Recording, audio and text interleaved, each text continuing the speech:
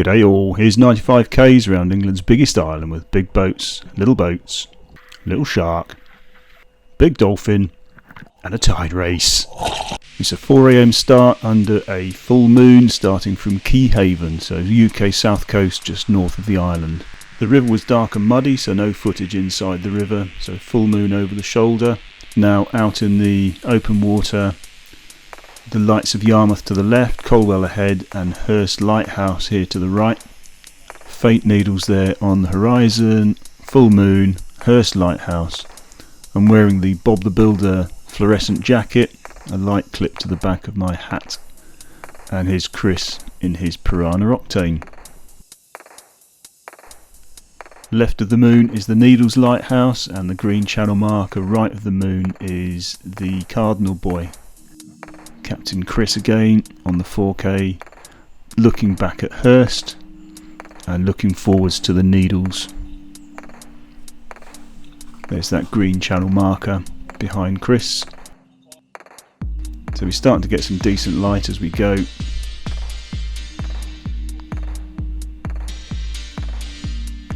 This is looking back at Osborne Bay, north coast of the island, and we are now at the Needles, or the nodules. It's actually quite an important tidal gate. If you get this messed up, the rest of the trip's going to be a bit more painful. You can see it's already flowing quite hard against us here. That's because we were wallowing in mud in Keyhaven to get out, so it slowed us down a bit. But we cleared the Needles probably half an hour to 40 minutes after we planned to, which wasn't ideal. We did need that at the other end of this stretch, but it didn't really cause any trouble.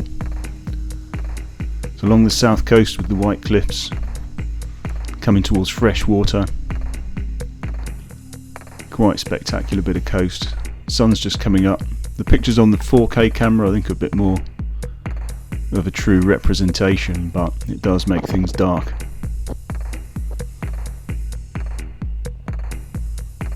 Bit of a pan round at that coast, quite beautiful. And again, it's about another mile further ahead, which is where we saw our dolphin. Look off to the right to try and see him again. This is on the 4K now. I saw him just ahead of Captain Chris there. Just gave me time to get the cameras on.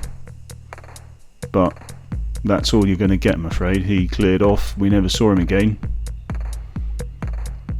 So we just straight lined along this south coast, which meant we were about 2 miles offshore at the furthest.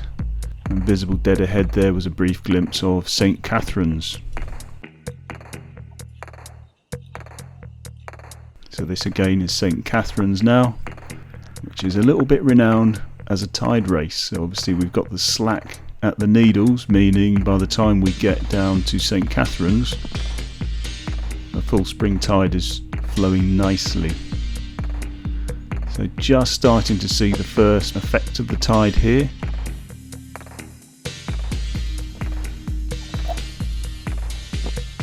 And that's one of these ridge lines as you come towards St. Catherine's. So not the actual tide race, but clearly seeing some effects.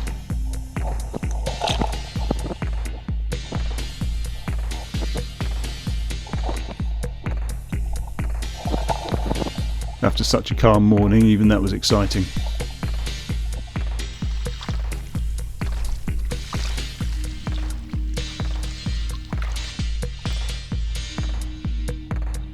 So that's now St. Catherine's Lighthouse, right on that southernmost tip, the big pimple on the hillside. And as we come, visible on the horizon now, there's a band of white broken water. So we've moved off to the left to get inland and we can escape most of that broken water.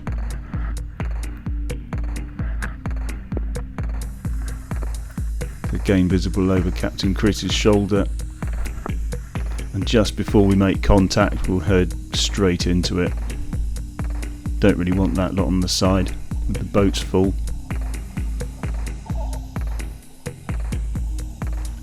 And so begins the tide race. It's probably half a mile or so of this. Certainly quite the roller coaster, and a lot rougher than when we came round the first time on this trip. Watch the captain here.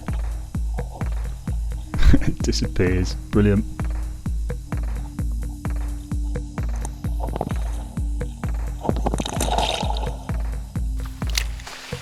And a nice little face wash for the captain.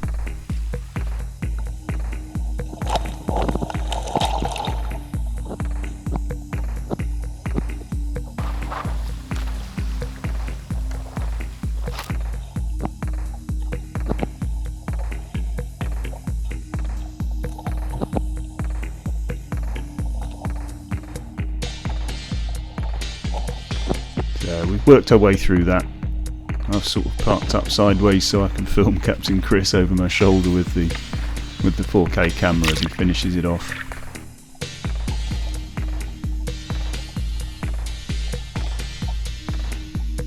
Splash all over the camera.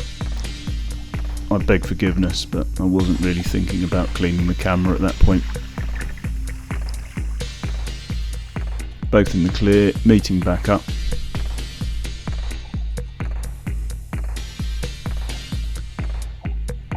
And on with the trip.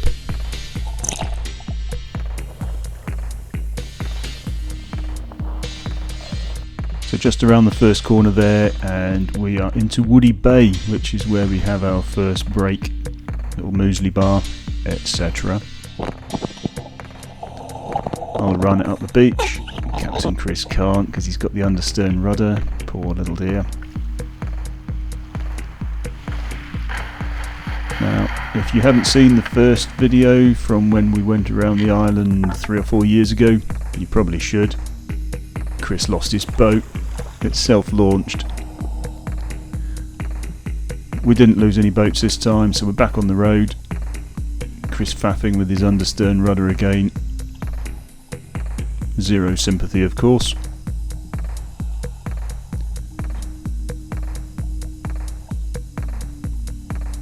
You might have noticed these incredibly cool caps as well. I'm sure everyone's jealous of those.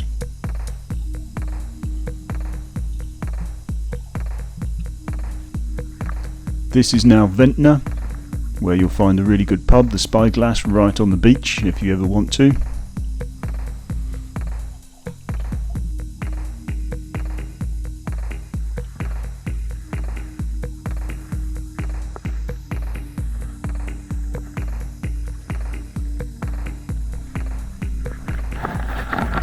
Random boat, looked like they'd been fishing. And with that, we are coming towards Osborne Bay on that southeast corner.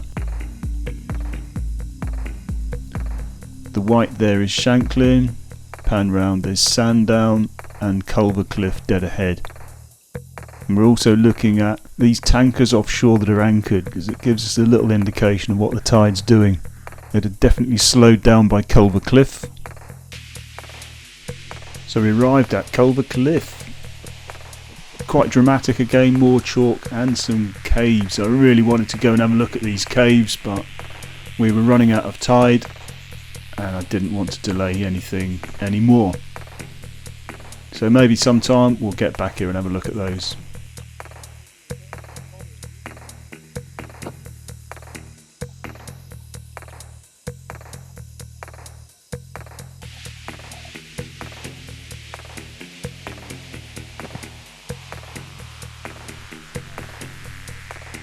Very dramatic, quite spectacular, and what a gorgeous day.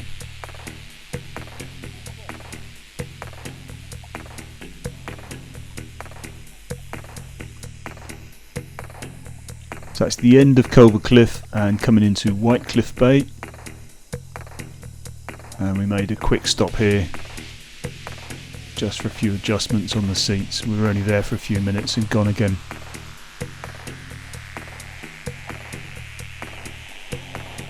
So the tide is now properly against us, but we've passed all the points that will make that difficult. So we just stayed right in close to the coast.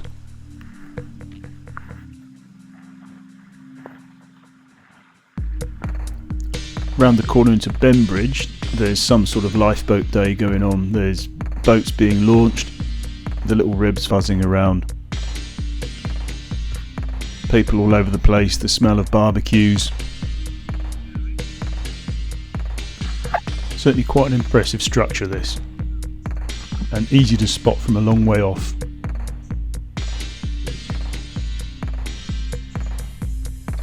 So back on with the job. We're nearly there to that land just across from the other side of Bembridge. So past some of the small humble houses,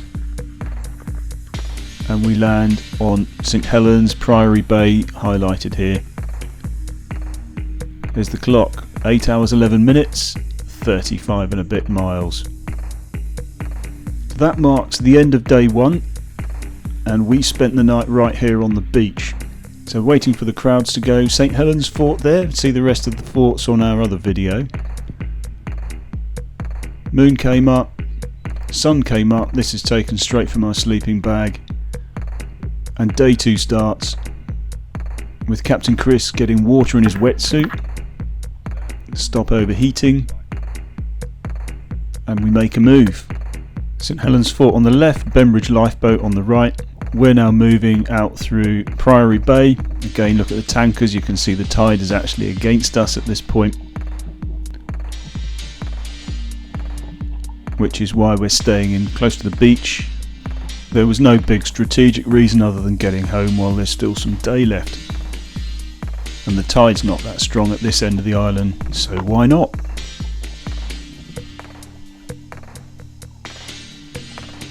Here is Seaview.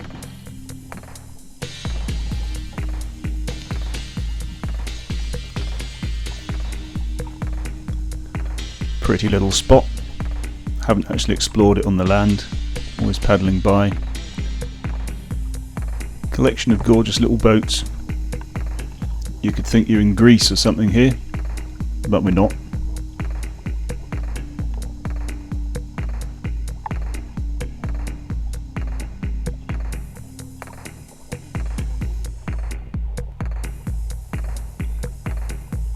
Coming round towards Ryde. So still hugging the coast at this point.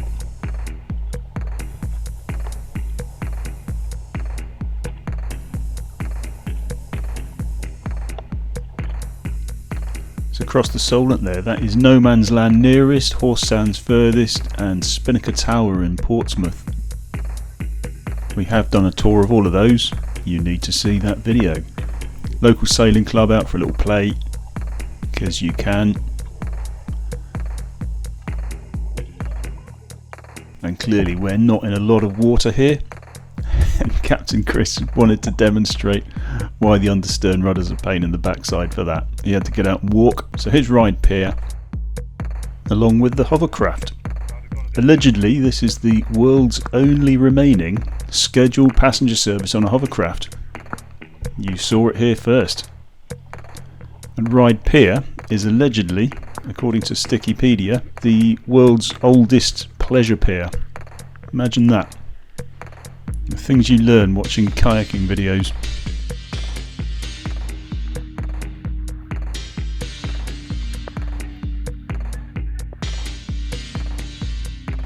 Sounds solid.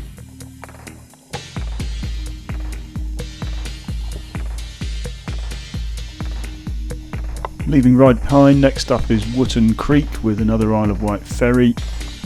And by now we actually have a bit of a following wind, and that's not all the muesli bars, and that has given us the chance to get a few little downwind waves. They're not amazing, but it was a very welcome boost after a long paddle.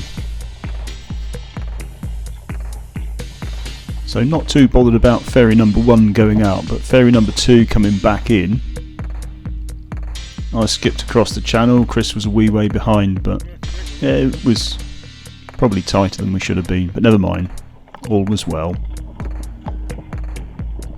So stomping on towards Osborne, still catching a few little waves, loving it, keeps the speed up, because the tide is still against us at this point, though it's not very strong tucked in here. This is the beach at the back of Osborne House. And coming up to the last point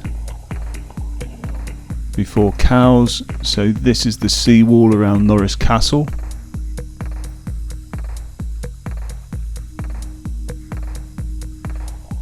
And exploring some great British mangroves or fallen trees around Norris Castle.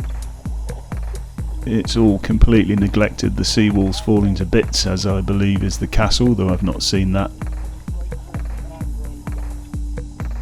The old folly on the seafront, and we stopped here to just avoid the tide until it properly turned, where we find 3 little sharklets.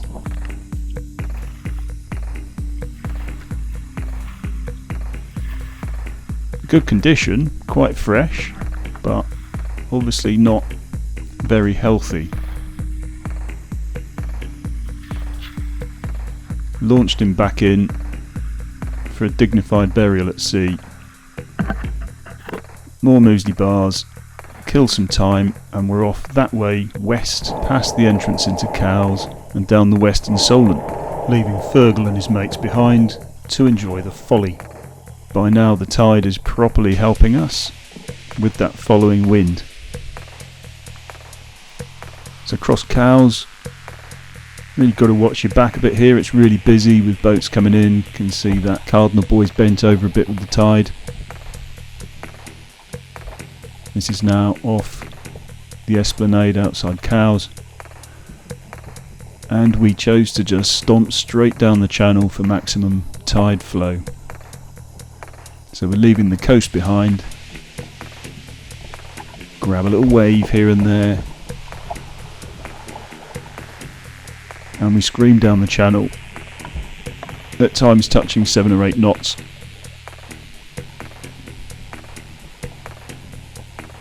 Bit of traffic going on, but nothing terrible. Though that did include the steamship, I believe, is Shieldhall. Feel free to tell me if I'm wrong. It's the welcoming committee. I'm sure they were there to film us, but it might have just been flying by.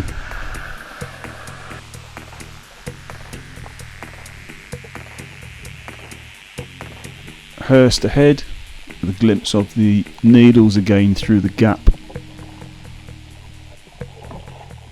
And that little boat, unbeknown to us, turned out on that yacht was Duncan. He just wanted to make a little guest appearance in the video.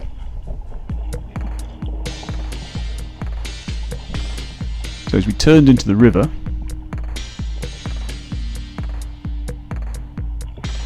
I realised someone's calling my name. Who's this? And it's Duncan. What are the chances? So debrief, gossip.